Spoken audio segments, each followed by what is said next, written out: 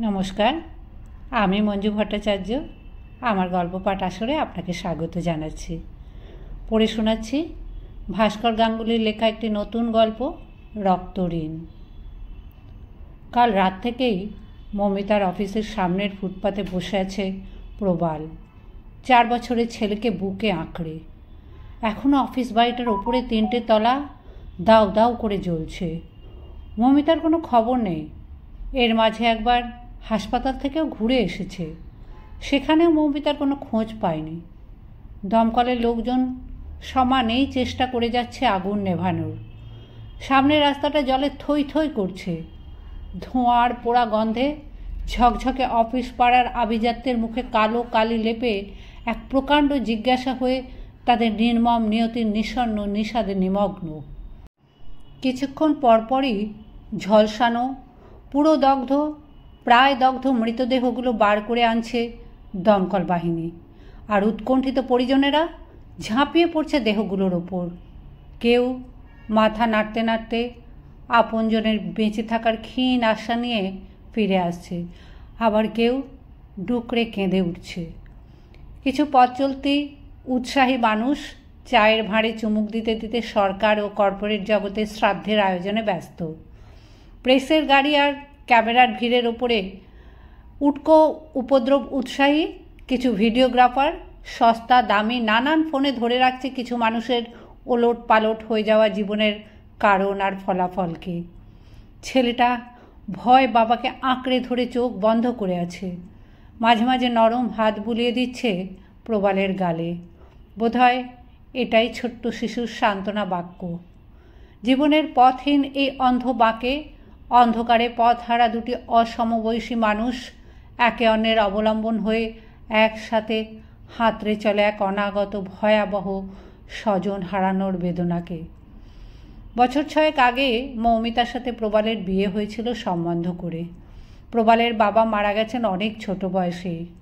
মা মারা গেলেন ওর স্কুলের চাকরি পাওয়ার পরপরই। এই সময়ই পাড়ার এক আত্মীয় স্থানীয়া প্রবালের সাথে মৌমিতার সম্বন্ধ করেন। অনাথ মেয়ে, মামা বাড়িতে মানুষ। অসম্ভব সুন্দরী মৌমিতার রূপের জৌলুস থাকলেও মামার রূপোর অভাবে সঠিক পাত্র পাওয়া মুশকিল ছিল। সদ্য বিয়ে পাস মৌমিতা। মামা যখন নির্ঝঞ্ঝাট দাবিহীন প্রবালের সন্ধান পায়, তখন আর দেরি না করে নমনম করে 4 হাত এক করে দিলেন। প্রবালও রূপসী বউয়ের রূপে মুগ্ধ হয়ে নিজেকে অসম্ভব ভাগ্যবান ঠাউরে সম্ভাব্য সুখের সংসারের সাগরে সাঁতরানোর প্রস্তুতি নিল। সে সাগরের ঢেউয়ের ছন্দপতন হলো কিছুদিনের মধ্যেই। মৌমিতার অসম্ভব লোভ, অর্থ, প্রাচুর্য, বৈভবের আর বিত্তবাসনার দুর্নিবার আকাঙ্ক্ষায় তাল মেলাতে না পারা প্রবালের শিক্ষকতার মতন মহান পেশাকে মৌমিতার তাচ্ছিল্য করতে শুরু করলো 2 পয়সার স্কুল মাস্টার বলে। সারা জীবন অভাবের সংসারে মানুষ হওয়া মৌমিতা ভেবেছিল বিয়ে হলে তার সব স্বপ্ন বাস্তব হবে, কিন্তু প্রবালের সংসারের স্বাচ্ছন্দ্য থাকলেও প্রাচুর্য ছিল না। আর প্রাচুর্যের বিলাসে ভেসে যেতে চাওয়া মৌমিতা তার না পাওয়ার কারণ হিসাবে প্রবালকেই দায়ী করতে লাগলো। পার্থিব সুখের কাছে প্রতিদিন হেরে যেতে লাগলো প্রবালের অপার্থিব দাম্পত্য প্রেম। অর্থ যেখানে ভালোবাসার মাপকাঠি হয়ে দাঁড়ায়, সেখানে বৃত্তের জৌলুসে ম্রিয়মান হয় প্রেমের ঔজ্জ্বল্য। বিজলি বাতির ঝলকানির কাছে যতই মাটির প্রদীপের সলতে উস্কানো হোক না কেন, তা অপ্রয়োজনীয়, নিষ্প্রভ। সে আলোর স্নিগ্ধতা পাল্লা দিতে পারে না জোরালো আলোর দম্ভের সাথে। কিন্তু প্রবালের ক্ষেত্রে ব্যাপারটা একটু অন্যরকম হলো। মৌমিতার অবহেলা আর বাক্য যন্ত্রণা প্রবালকে আরও বেশি করে মৌমিতার কাছে ঠেলে দিতে লাগলো। মৌমিতার কৃপা প্রার্থনায় ও যেন এক স্বর্গীয় সুখ অনুভব করত। ওর সুন্দর মুখ আর গভীর চোখে প্রবাল কোনো দিন নিজের অপমান অনুভব করতে পারেনি। শুধুই আরও বেশি করে ওকে ভালোবেসেছে, প্রতিনিয়ত চেষ্টা করেছে ওর মন জুগিয়ে চলতে। তাই তো মৌমিতা যখন 1 বছরের ছেলেকে কাজের লোকের ভরসায় রেখে এই মার্কেটিং কোম্পানিতে টেলিকলারের কাজ করতে চাইল, প্রবাল কোনো অনুযোগ করেনি, বরং উৎসাহ দিয়েছে। মৌমিতার ভালো থাকাটাই প্রবালের ভালো থাকা হয়ে উঠেছে। মৌমিতা চাকরি পাওয়ার কিছুদিনের মধ্যেই একটা বাইরের বিলাসী জীবন তৈরি করে ফেলেছিল। সেখানে প্রবালের আর তার সন্তানের প্রবেশ নিষেধ। মৌমিতার ব্যতিক্রমী জীবন, ওর অত্যাধুনিক সাজগোজ ওকে প্রবালের চোখে আরও মোহিময়ী করে তুলত। মুগ্ধ হয়ে ওকে দেখত প্রবাল, আর ভাবত এত সুন্দরী তার স্ত্রী। সেই সুন্দরী স্ত্রী এখনো পর্যন্ত নিখোঁজ। এই মৃতদেহের ভিড়ে তাকে এখনো খুঁজে পায়নি ও।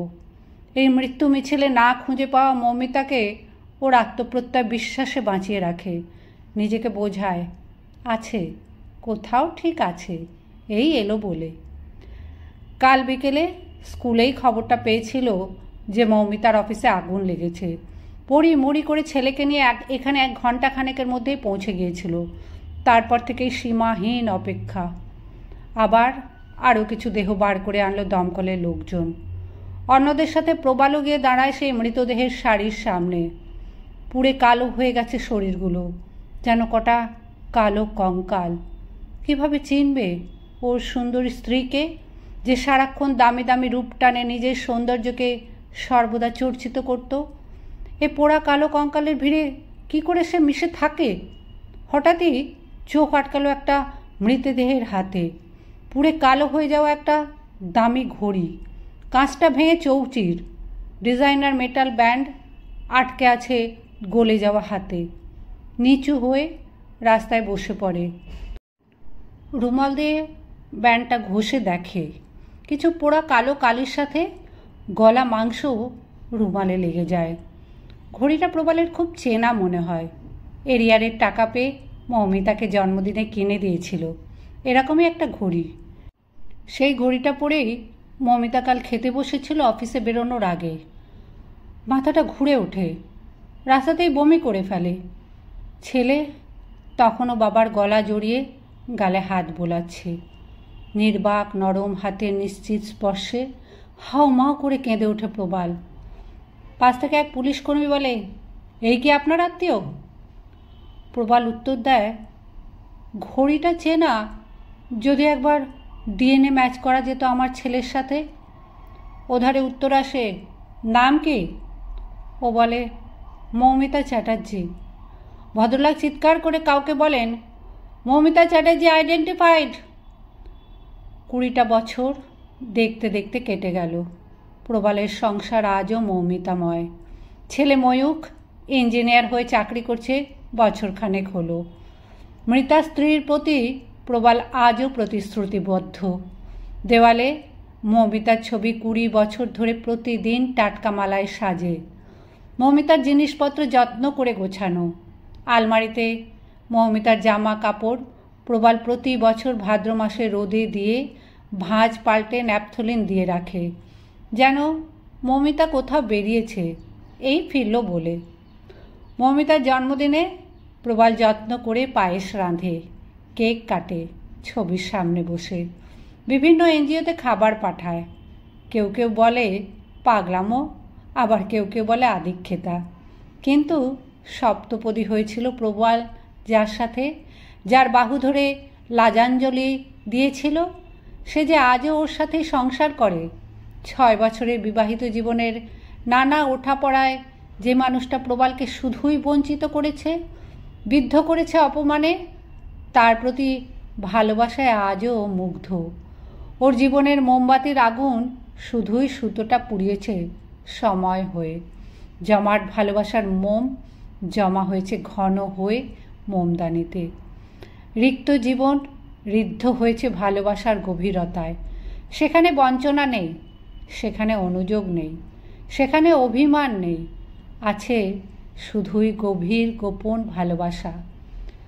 স্কুল থেকে ফিরতে আজ একটু দেরি হলো প্রবালের। ময়ূখের অফিস থেকে ফিরতে রাত হবে। শীতের বিকেল, ঝুপ করে সন্ধে নামে হঠাৎই। রাস্তার আলোগুলো এখনও জ্বলেনি। আকাশে কোণে দেখা আলো অঞ্চলটাকে বেশ মায়াময় করে তুলেছে। রাস্তায় দাঁড়িয়ে আকাশের দিকে তাকিয়ে থাকে ও। ঠিক এই সময়ই একটা দামি গাড়ি বাড়ির সামনে এসে দাঁড়ায়। ড্রাইভার নেমে দরজা খুলে দিলে এক সুবেশ ভদ্রলোক নেমে আসেন। বয়সে ওর থেকে খানিকটা বড়ই হবেন। চেহারায় আভিজাত্য ফেটে পড়ছে। এগিয়ে এসে প্রশ্ন করেন, এটা কি প্রবালবাবুর বাড়ি? প্রবাল উত্তর দেয়, আমি প্রবাল চ্যাটার্জি। আপনাকে ঠিক চিনতে পারলাম না তো। ভদ্রলোক বলেন, একটু কথা ছিল আপনার সাথে, বসে কথা বলতে পারি? যত্ন করে ঘরে এনে বসায় ওনাকে। ভদ্রলোক এক ঝলক মৌমিতার ছবির দিকে তাকিয়ে বলেন, আপনার স্ত্রী খুব সুন্দরী। এবার গলা ঝাড়া দিয়ে বলেন, আমি সুরজ গুপ্তা, আপনার কাছে একটা ব্যক্তিগত প্রয়োজনে আসা। প্রবালের জিজ্ঞাসু চোখের দিকে তাকিয়ে বলেন, আমার খুব কাছের একজনের জন্য আপনার ছেলে যদি বোন ম্যারো ডোনেট করে তাহলে সেই মানুষটির প্রাণ বাঁচে। অবাক প্রবাল বলে, সে বোন ম্যারো ম্যাচ করবে কেন? বোন ম্যারো তো সাধারণত রক্তের সম্পর্কের কারো থেকে নেওয়া যায়, তাতেও 50% চান্স থাকে ম্যাচ করার। হ্যাপ্লয়েড নটিক্যাল ট্রান্সপ্ল্যান্ট তো। আমার ছেলে তাতে কি করবে? কি পাগলের মতো কথা বলছেন?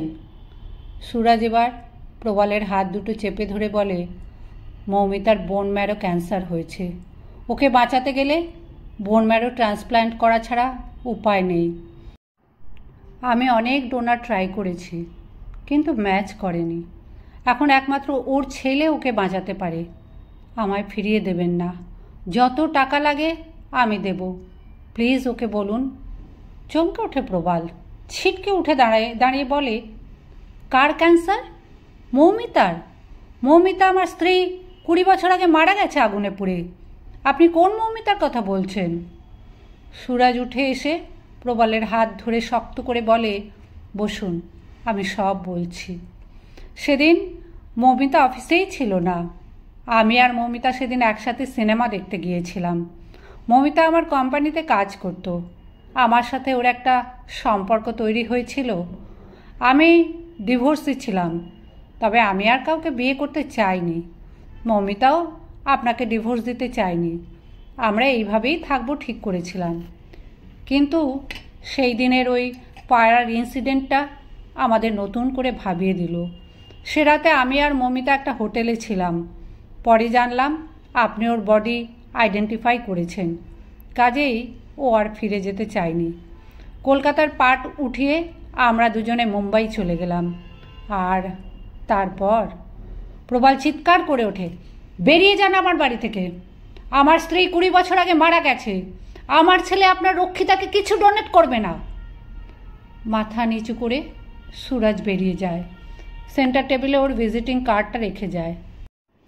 উন্মত্ত প্রবাল দেওয়াল থেকে হিঁচড়ে নামায় মৌমিতার ছবিটা, আছড়ে ভাঙে মাটিতে। ঝনঝন করে কাঁচের টুকরো রক্তাক্ত করে প্রবালের কল্পনার ভালোবাসাকে। কোনো দিনও চিনল না প্রবালের পাগল করা প্রেমকে। শুধুমাত্র ভোগ বিলাসের জন্য নিজের আত্মজকেও ছেড়ে যেতে দ্বিধা করল না। ও কি মা, নাকি মা নামের কলঙ্ক? আলমারি থেকে টেনে নামায় মৌমিতার জামা কাপড়, টুকরো টুকরো করে 20 বছর ধরে জমিয়ে রাখা একতরফা আবেগ, ঘন প্রেমের আবেশকে। অন্ধকার ঘরে নিজের অন্ধকার জীবনের অতীত খুঁড়ে খুঁড়ে প্রতিটি মোহের মুহূর্তকে দগ্ধ করে অবিশ্বাসের আত্মগ্লানিতে। বিশ্বাস যেখানে আঘাত পায়, সেখান থেকে যে ঘৃণার জন্মে তার ধিক্কারে আত্মধিকৃত হতে হতে অবর্ণনীয় এক বিবমিশা পাক খেতে থাকে প্রবালের সমস্ত চেতনা জুড়ে। ময়ূখ বাড়ি ফিরল তখন প্রায় রাত 10টা।